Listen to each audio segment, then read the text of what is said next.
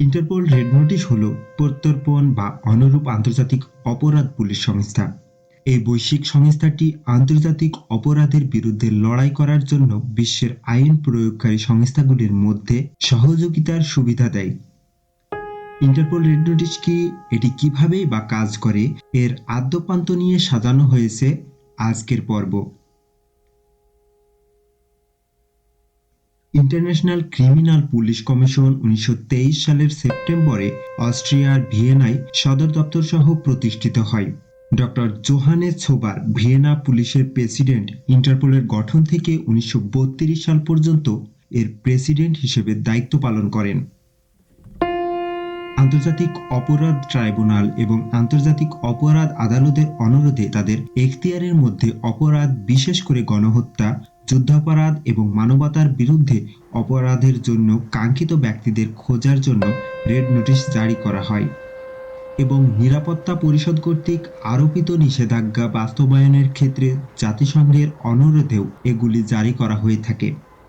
1927 সালে আমস্টারডামে অনুষ্ঠিত চতুর্থ সাধারণ পরিষদের অধিবেশনে অংশগ্রহণকারীরা একটি রেজলিউশন গৃহীত হয় যে প্রতিটি সদস্য দেশের পুলিশ কাঠামোর মধ্যে যোগাযোগের একটি কেন্দ্রীয় বিন্দু স্থাপন করা উচিত।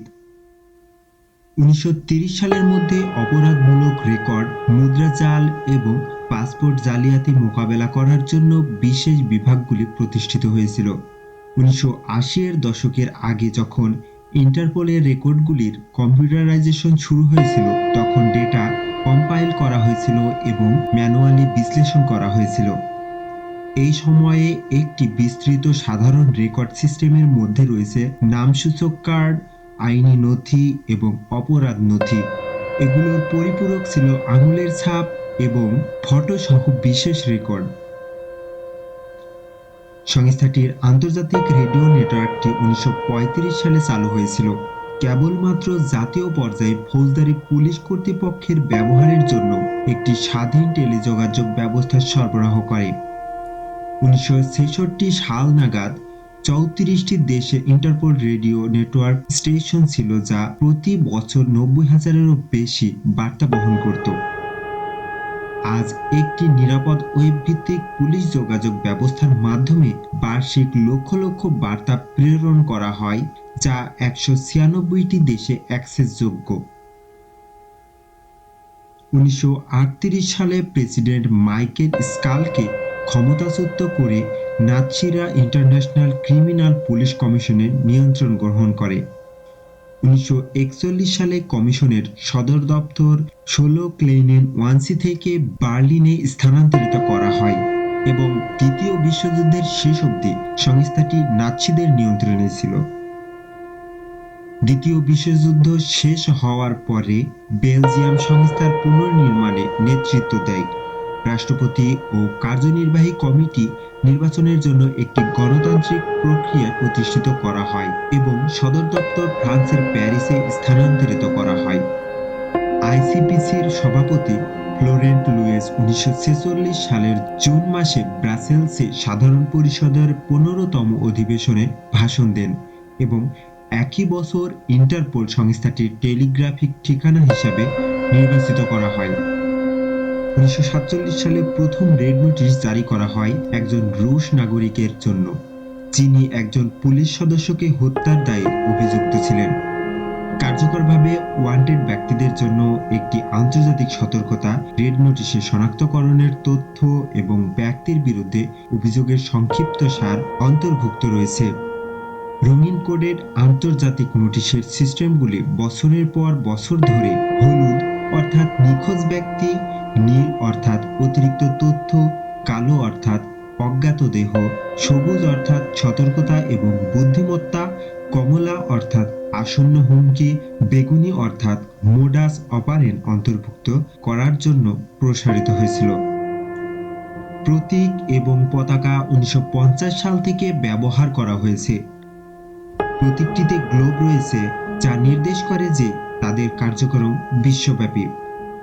জলপাই শাখাগুলি শান্তির প্রতীক, ন্যায় বিচারের প্রতীক দাঁড়িপাল্লা এবং একটি উলম্ব তরোয়াল যা পুলিশি পদক্ষেপের প্রতীক। প্রোটোকল এবং ইভেন্টগুলির জন্য ব্যবহৃত পতাকাটির কেন্দ্রে প্রতীক এবং 4টি বজ্রপাতের ঝলকানি রয়েছে, যা টেলিযোগাযোগ এবং পুলিশি পদক্ষেপের গতি প্রতীক। ভিয়েনায় অনুষ্ঠিত সাধারণ পরিষদ একটি আধুনিক সংবিধান গ্রহণ করে যা মৌলিক নিয়ম এবং নীতিগুলি নির্ধারণ করে, যার দ্বারা সংস্থাটি পরিচালিত হয়। এটি মূলত তার নাম পরিবর্তন করে international criminal police organisation Interpol রাখা হয়েছে এবং সদস্য দেশগুলির কাছ থেকে বকেয়া আদায় করে এবং সহায়তার প্রধান উপায় হিসেবে বিনিয়োগের উপর নির্ভর করে স্বায়ত্তশাসিত হয়েছে। ইন্টারপোলের রেড নোটিশ কোনো গ্রেপ্তারি পরোয়ানা নয়, তবে এটি পলাতকদের শনাক্ত এবং গ্রেপ্তারের জন্য একটি কার্যকর হাতিয়ার হিসেবে কাজ করে। এটি মূলত ব্যক্তিদের অনুরোধকারী সদস্য দেশ বা আন্তর্জাতিক ট্রাইব্যুনাল দ্বারা চাওয়া হয়। সদস্য দেশগুলি কোনো ব্যক্তিকে গ্রেপ্তার করবে কিনা তা সিদ্ধান্ত নেওয়ার ক্ষেত্রে তাদের নিজস্ব আইন প্রয়োগ করে। বেশিরভাগ রেড নোটিশ শুধুমাত্র আইন প্রয়োগকারীর ব্যবহারের জন্য সীমাবদ্ধ। রেড নোটিশের কার্যগুলি সংশ্লিষ্ট সদস্য দেশের অনুরোধে প্রকাশিত হয় এবং যেখানে কোনো ব্যক্তিকে শনাক্ত করার জন্য জনসাধারণের সাহায্যের প্রয়োজন হতে পারে, অর্থাৎ যদি কোনো ব্যক্তি জননিরাপত্তার জন্য হুমকি হয়।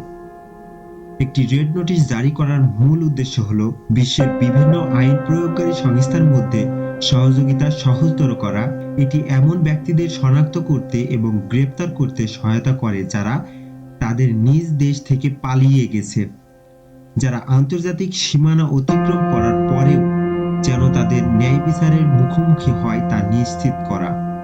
একটি ইন্টারপোল সদস্য দেশ তাদের ন্যাশনাল সেন্ট্রাল ব্যুরো এর মাধ্যমে একটি রেড নোটিশ জারি করে, যা ইন্টারপোল এবং সদস্য দেশের আইন প্রয়োগকারী সংস্থাগুলির মধ্যে যোগাযোগ হিসাবে কাজ করে।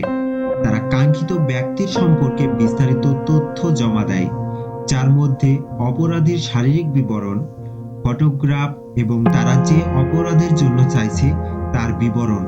এটি আইন প্রয়োগকারী কর্মকর্তাদের দ্রুত শনাক্ত করতে এবং ব্যক্তিকে গ্রেপ্তার করতে সহায়তা করে।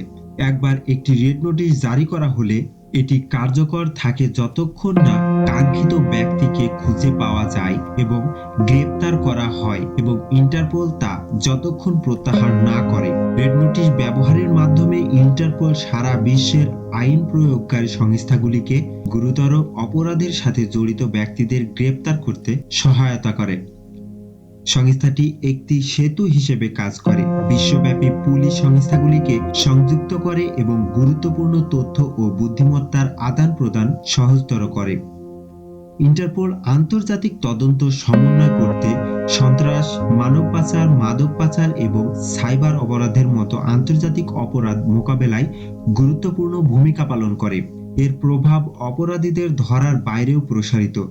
ইন্টারপোল সদস্য দেশগুলিকে তাদের আইন প্রয়োগের ক্ষমতা শক্তিশালী করতে প্রশিক্ষণ প্রদান এবং সর্বোত্তম অনুশীলনগুলি ভাগ করে নিতে সহায়তা করে। প্রতিষ্ঠার পর থেকে ইন্টারপোলের সদস্যপদ ক্রমাগত বেড়েছে। 1923 সালের মধ্যে 20টি প্রতিষ্ঠাতা সদস্য থেকে 1950 সালের মধ্যে 50টি সদস্য দেশ ছিল, কারণ সংস্থাটি দ্বিতীয় বিশ্বযুদ্ধের পর নিজেকে পুনর্নির্মাণ করেছিল। 1967 সালের মধ্যে 100টি দেশ যোগ দেয়, 1989 সালের মধ্যে 150টি এবং বর্তমানে মোট 196টি দেশ এর সদস্য, ফলে এর প্রসার বিশ্বজুড়ে।